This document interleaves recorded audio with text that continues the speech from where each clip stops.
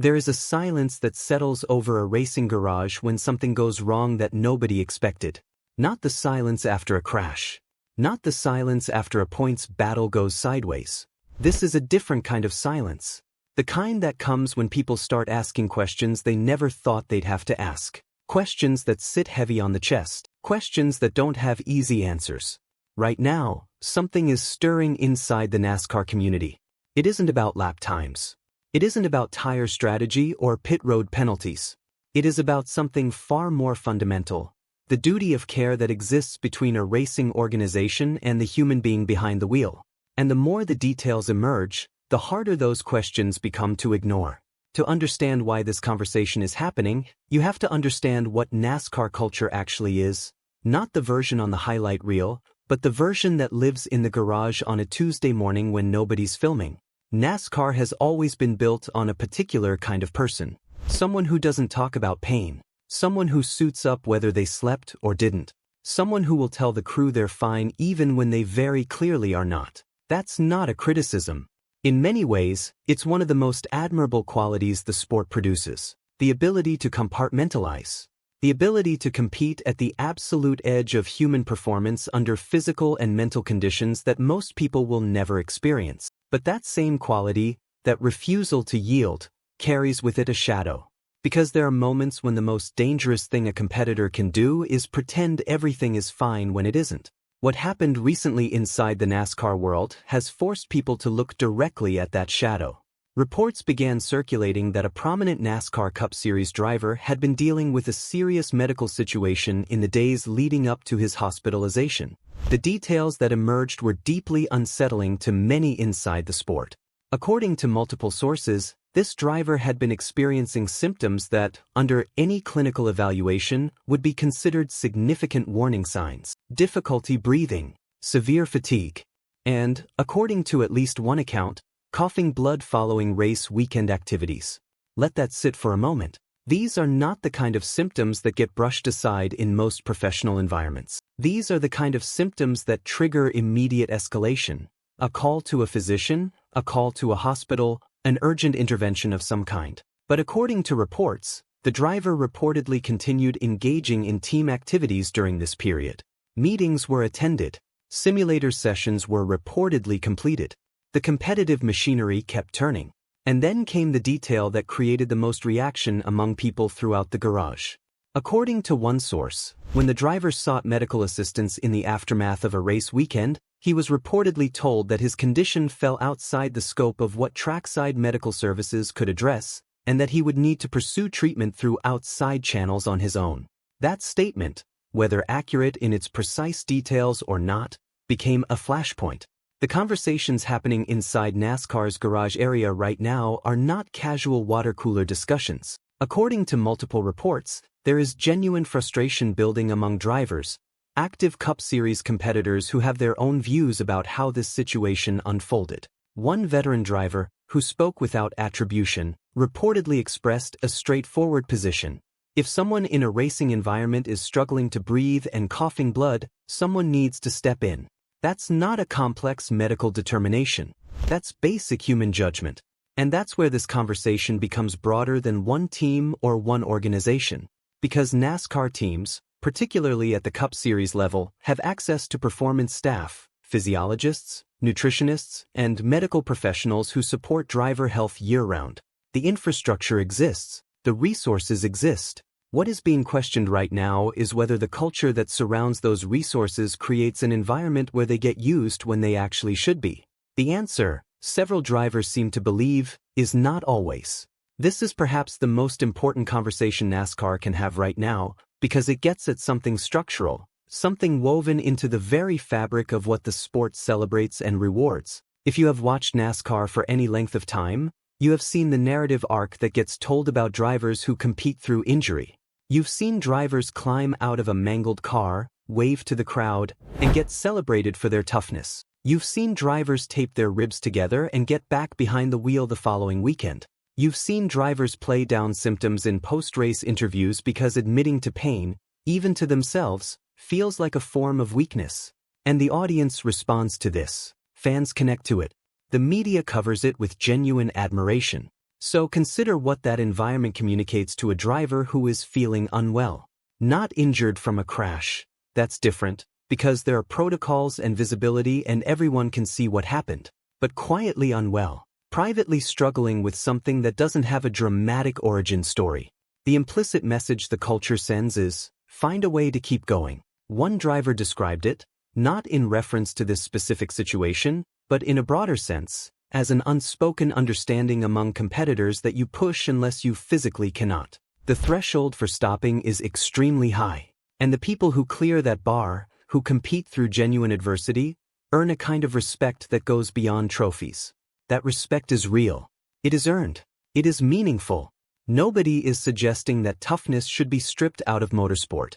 But what several people in the garage are now asking is whether that culture has, at times, become a barrier to the kind of honest communication that can save lives. It is important to be precise here, because the full picture is still being assembled. The racing organization involved has not publicly acknowledged any wrongdoing. No official finding of negligence has been issued. Medical professionals who have spoken about the specific illness involved, severe pneumonia complicated by sepsis, have noted that this condition can progress with terrifying speed even in physically fit individuals, even in someone who receives timely treatment. Sepsis, in particular, is among the most dangerous conditions a physician can face. The body's immune response turns against itself. Organs begin to fail. The timeline from manageable illness to critical emergency can be measured in hours, not days. Even in hospital settings with full resources, sepsis carries a significant mortality rate. So the honest answer to the question, would earlier intervention have changed the outcome, is, we do not know. Medicine does not always allow for that certainty. But the reason people inside NASCAR are still pushing for answers, even acknowledging that uncertainty, is because that uncertainty is precisely why the bar for intervention should be low, not high. If someone in your organization is coughing blood and struggling to breathe, the correct response is not to tell them to seek outside help independently. The correct response is to ensure that they actually receive that help immediately, with someone following up to confirm it happened. That distinction matters enormously. The driver whose passing has brought all of these conversations into focus was, by any measure, one of the most consequential competitors in the modern era of the sport.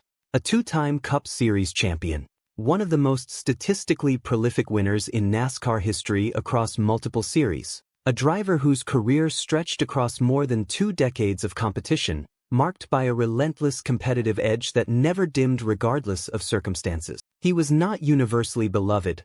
That is part of what made him such a compelling figure. He was the kind of competitor that fans either adored fiercely or found endlessly frustrating, because he competed with an intensity that left no room for sentiment. He wanted to win.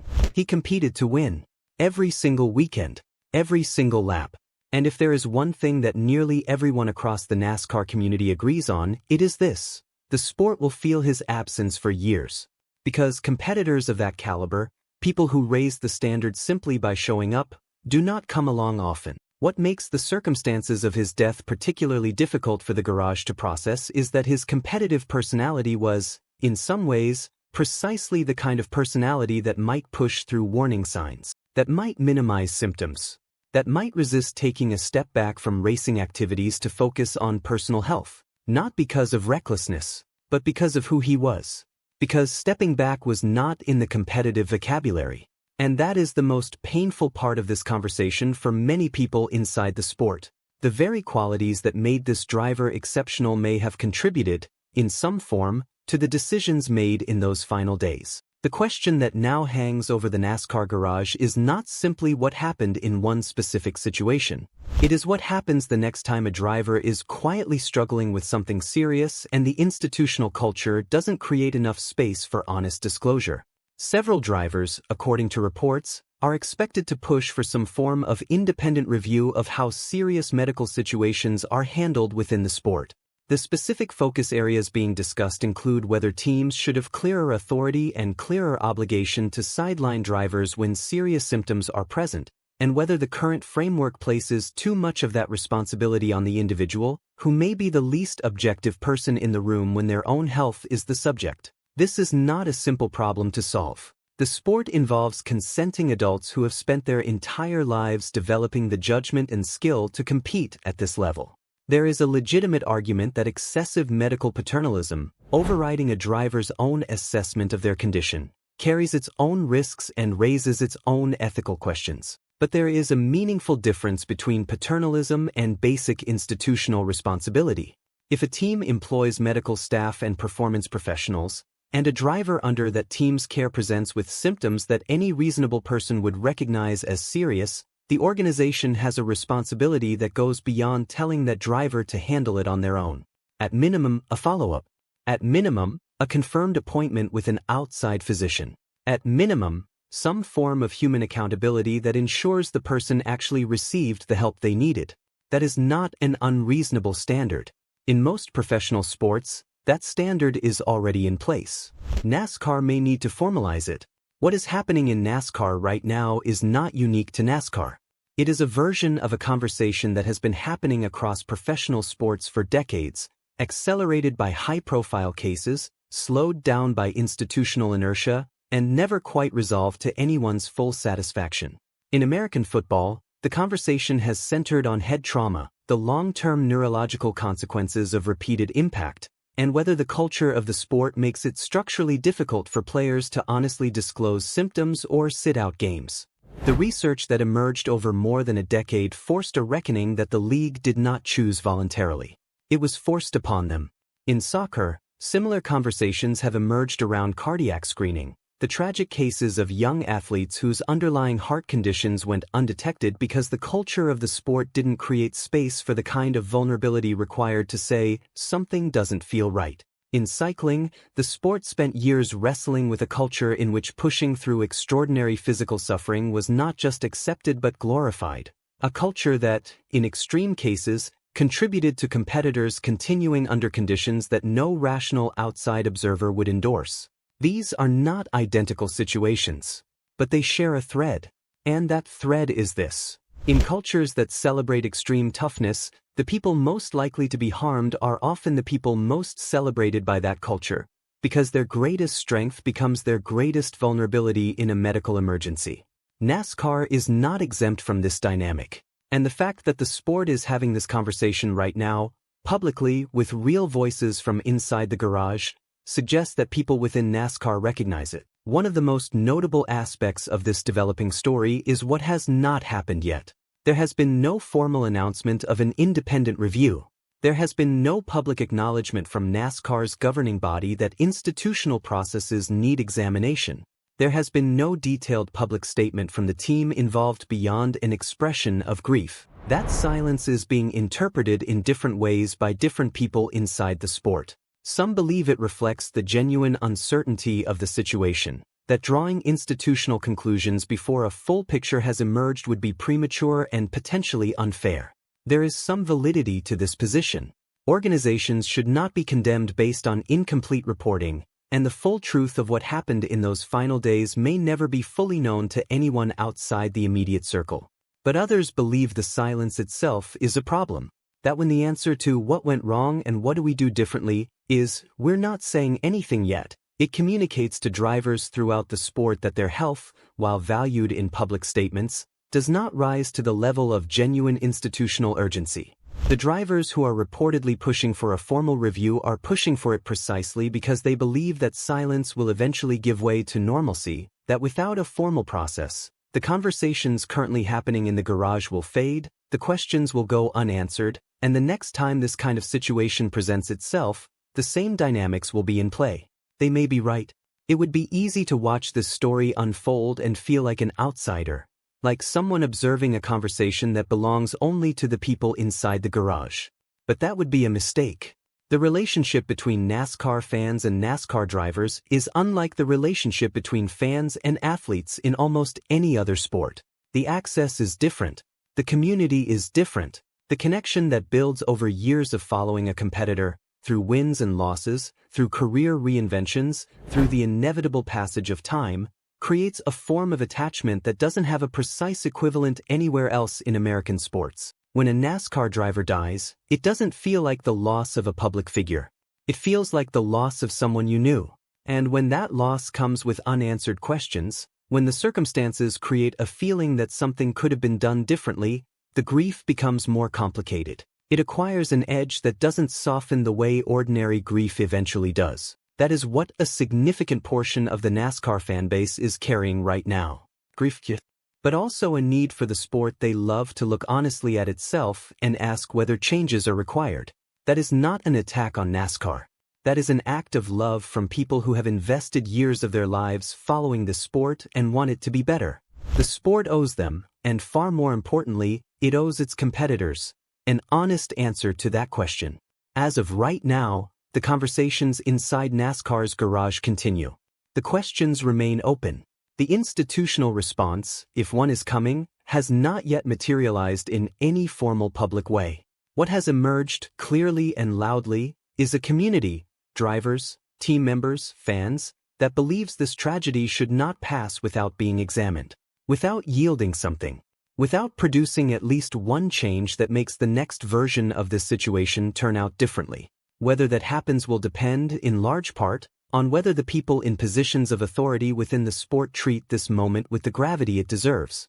The culture that built NASCAR, the toughness, the determination, the refusal to accept limits, is genuinely worth celebrating. It produced some of the most remarkable athletic performances in American sports history. It will continue to produce them, but culture can evolve without losing what makes it valuable.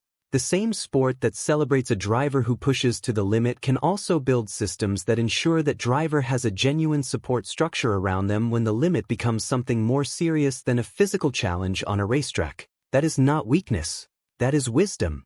And right now, the NASCAR community is asking its sport to find some of that wisdom before the next conversation like this one has to happen.